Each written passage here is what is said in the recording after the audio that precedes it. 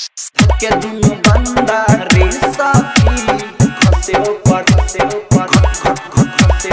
अंडा छिले लागे बंदा धके सैया डीजे आप सुन रहे हैं एजी एंटरटेनमेंट की धमाकेदार प्रस्तुति। धके दुनु बंदा खसे ऊपर अंडा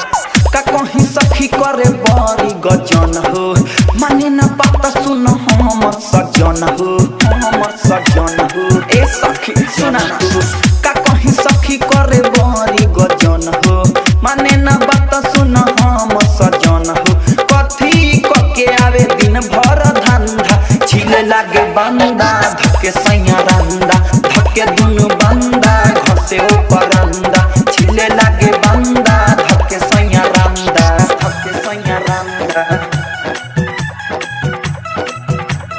छिले लागे बंदा डीजे आप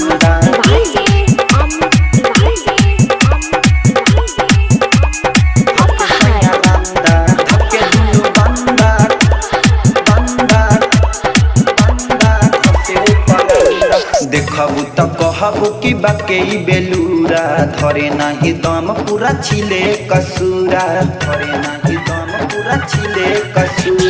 देखबू त कहबू कि बाके बेलूरा धरे नाही दम त छिले कसूरा देखबो न करे ई बाटे कहो अंधा छिले लागे बंदा धके सैया रंदा धके दुनु बंदा घसे ऊपर अंडा छिले लागे बंदा धके सैया रंदा। डीजे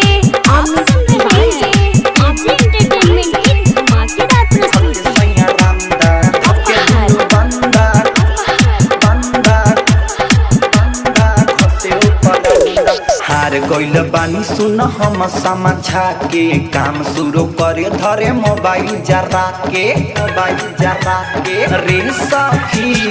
हार गइल बानी सुन हम समझा के काम शुरू करे धरे मोबाइल जरा के अर्जुन दीवाना कुनल बात करे गंधा छिले लागे बंदा धके सैया रंदा धके दुनु बंदा घसे ऊपर अंडा छिले लागे बंदा धके सैया रंदा